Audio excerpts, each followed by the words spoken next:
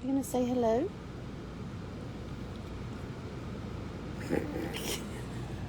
Kia ora. I'm Helen Brahms coming to you live from Vista in California. And Zippy, that was her hello to you for today. So how was your winning Wednesday? Did you have a great, super fantastic, sparkling winning Wednesday? What were your celebrations for today? And did you watch or have you got ready to watch some of the inspirational movies that we were talking about today? We want ones based on true life. So true stories, like Erin Brockovich, Hidden Figures, Patch Adams, Apollo 13, and now on and on and on the list can go. I haven't been on Facebook much. No, actually, I don't think I've been on Facebook at all since my live this morning. So I don't know if anybody put any comments in this morning's video asking for what are some of your favorite inspirational movies based on true stories. So, because I would like that. I want to expand my viewing, go find some new movies to watch and all that sort of thing too. So if you have a favorite inspirational movie that's based on a true story, please leave it in the comments below, either on this video or this morning's video. Would be awesome, because I'm always looking to find new movies to watch. So today has been full of training and connecting and accountability.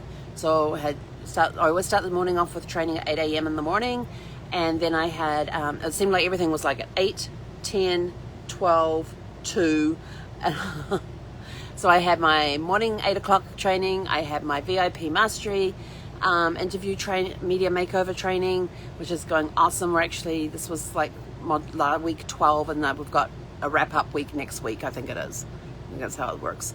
And then I'm done with that training. So it's sort of like, it's coming to an end. And then I had to do an accountability report for this week. And I was doing that, and I thought, oh my gosh, that's week 12 as well. So all this stuff, all these 90-day things are starting to come to an end. And I'm like, no, I want more. I want to keep going. Because they've been helping me so much. And then I had a connection with a really great guy who has the software program that he can go into a business, and by asking a few questions, he can show them how they can actually increase their revenue by $100,000, and he does it in like 40 minutes.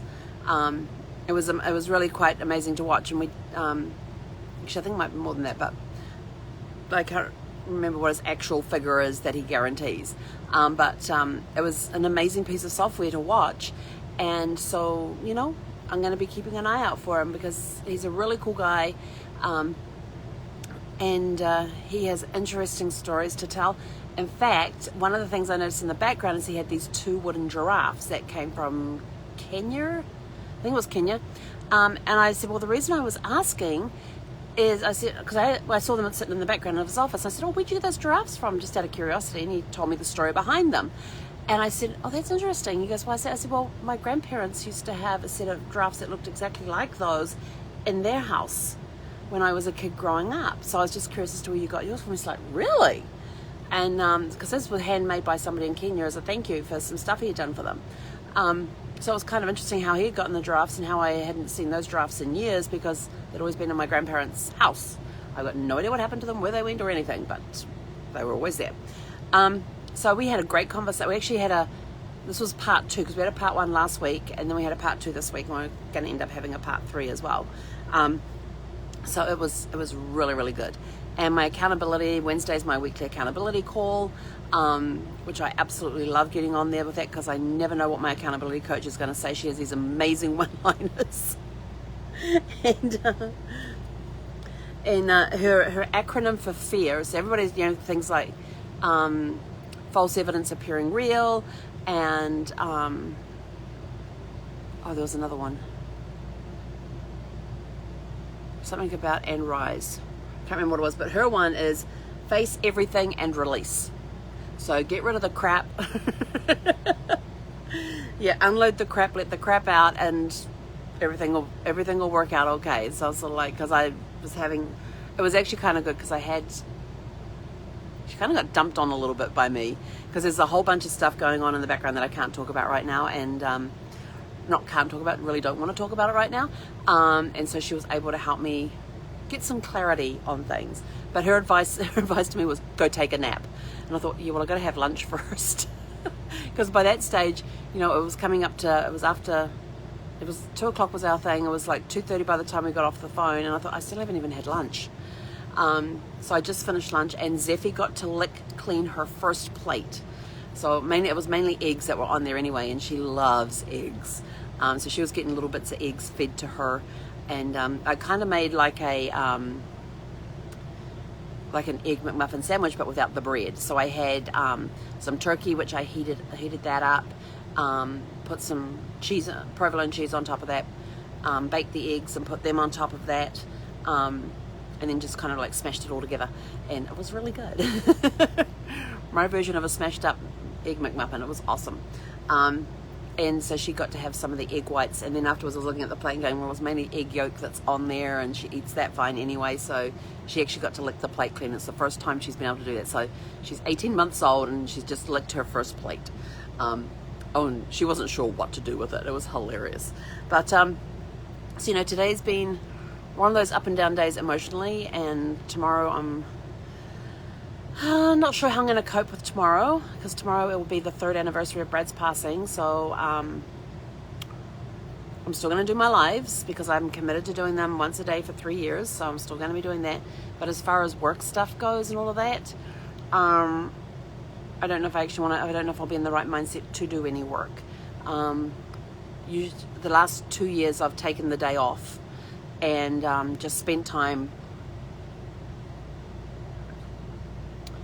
looking through photographs and remembering the good times that we had, and being grateful for the time that we had together. It wasn't long, we were together almost 21 years, married for almost 19 of them, and so I'm grateful for every moment that we had together. We had a good time together. So tomorrow's going to be a tough day again. They say that time heals things, and that's bullshit. Sorry. They say, oh, time when you're grieving and all that time makes things better. It doesn't. You never know when grief's going to hit you. There could be some phrase that you hear, a smell that you smell, a taste that you get of some food that brings back, anything that you do can bring back memories at any point in time, and along with those memories can come a wave of grief. So time does not heal. It might make things a little easier because there's stretches between the grief and the thing, but grief has its own timetable, and it will hit you whenever it wants to hit you. And like I said, it could be you hear a phrase that somebody says that was the same one that your loved one said. It could be you're watching something on TV or a movie or something, and you come to that part in the movie that your spouse always said something really weird about it, or it was their favorite scene in a movie or their favorite type of movie. I am not going to be doing a Lord of the Rings marathon. I did that on his birthday. I totally forgot that 3 movies, and it was almost 12 hours of viewing time. Those are long movies, and we had the director's cuts. It was not just the regular in the cinema stuff. We were watching. I had the director's cuts out for those ones. I was watching those, and it was almost 12 hours viewing time. I think I started at like 8 o'clock in the morning, and no, hang on, I didn't start till because I did my live. I think it was more like around 9 or 10 in the morning when I started that one, so I didn't finish till close to midnight. By the time taking breaks and all of that. Somebody wants to play. So I'm not sure what I'm going to do tomorrow, except for I know I'm going to journal a lot tomorrow about just remembering some stories from our life together and that sort of stuff, and being grateful for the life that we had together. So tomorrow's going to be I'm going to say that tomorrow's going to be super fantastic and sparkling, because no matter what happens today is always super fantastic and sparkling. That is my belief. Even the day that Brad passed was super fantastic and sparkling, because he was no longer in pain. He was free of all of that. I was just grateful for the time that I had with him. Yes, my heart was breaking that day. It hasn't really mended since then. But he's free. And he's still with me in spirit. That I do know. I do know that. So, anyway, hope you've had a super fantastic, sparkling, winning Wednesday. I've got to go deal with the dog that wants to play ball now, though she won't release the ball. Oh, there we go. You never know what the ball's going to hit. It hits the edge of the chair and bounces off across the driver's seat to the far side, so I don't know if she can. Oh, she got it. She got it. But if you want to see a really cute picture, I actually managed to get a picture of her curled up in her new bed, and it's on Zeffie's Great Adventures group. She looks so small in that bed. She's literally curled up on one side of it, and the other side is completely empty, well, except for a couple of toys. and you could easily get another Zeffie in on the other side. So that bed will quite easily fit 2 Zeffies curled up in there. Just to give you some idea of how big the bed is. Remember, she's on the small side of medium, and this bed is designed for a large dog. But hey, she helped choose it, not mine. But anyway, have a super fantastic Sparkling Winning Wednesday. Go watch some of those inspirational movies we talked about in the Facebook Live this morning, and don't forget to add either to comments of this video or the comments from our Facebook Live this morning what some of your favorite inspirational movies based on true stories are, because I love watching those ones more than I like watching a fictional inspirational story, because those ones, the true ones, make them a little more, well, one, it's more believable, and two, you know, it can be, that something can be done. So and I always seem to find the right one to watch at the right time, and it helps give me hope and faith that I can get through whatever it is I'm going through based on what I saw in the movie. So you never know when you're going to learn a lesson from a movie, and I like the inspirational true story ones because I know it can be done, and it inspires me to get out there and keep moving, and it gives me whatever I need at the time to make the decision I need to do the action I need to take, or to think, hey, I wasn't the only one. And it may even be something like, ooh, that's a really cool story. I want to go find out the real story behind this story. Because you know they fictionalize some of it for Hollywood, and they put their little Hollywood glammy seal of approval on it or whatever. So you know that some parts are, you know, it's based on true stories. So there is some fiction in there. So I want to go find out the real story behind the movies and stuff on some of them. So that's what I like to do with these movies. Anyway, have a super fantastic sparkling rest of your day, and we will catch you guys tomorrow for Thankful Thursday. He konera.